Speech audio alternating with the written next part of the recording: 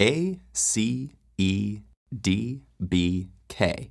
No, this isn't some random out-of-order alphabet. These are vitamins. And just like letters build words, they're the building blocks that keep the body running.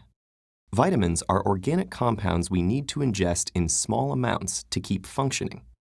They're the body's builders, defenders, and maintenance workers, helping it to build muscle and bone, make use of nutrients, capture and use energy, and heal wounds.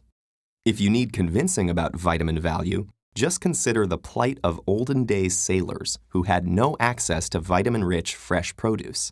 They got scurvy. But vitamin C, abundant in fruits and vegetables, was the simple antidote to this disease. While bacteria, fungi, and plants produce their own vitamins, our bodies can't, so we have to get them from other sources.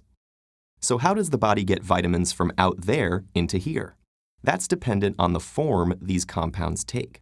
Vitamins come in two types, lipid-soluble and water-soluble, and the difference between them determines how the body transports and stores vitamins and gets rid of the excess.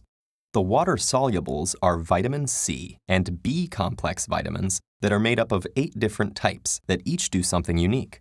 These are dissolved in the watery parts of fruits, vegetables, and grains, meaning their passage through the body is relatively straightforward.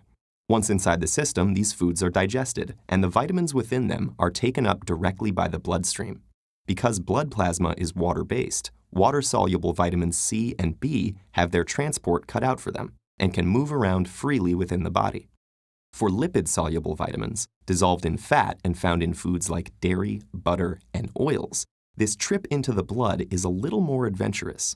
These vitamins make it through the stomach and the intestine, where an acidic substance called bile flows in from the liver, breaking up the fat and preparing it for absorption through the intestinal wall.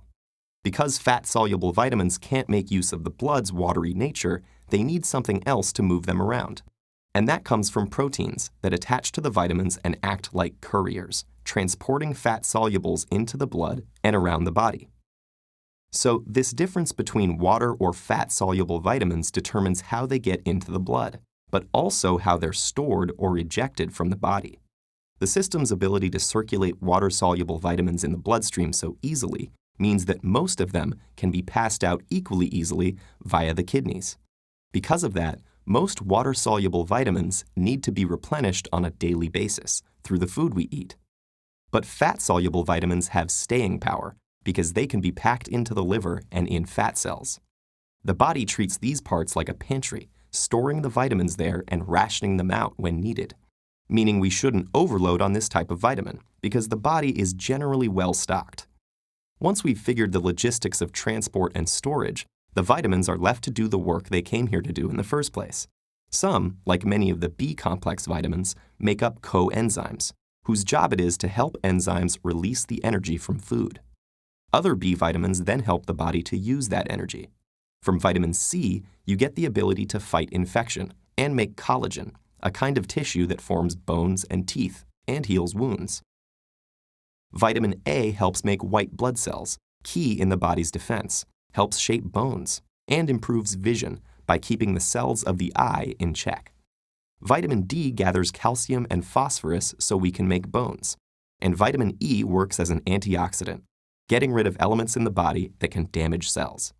Finally, from vitamin K, we score the ability to clot blood, since it helps make the proteins that do this job. Without this vitamin variety, humans face deficiencies that cause a range of problems, like fatigue, nerve damage, heart disorders, or diseases like rickets and scurvy. On the other hand, too much of any vitamin can cause toxicity in the body. So there goes the myth that loading yourself with supplements is a great idea. In reality, it's all about getting the balance right and hitting that vitamin jackpot.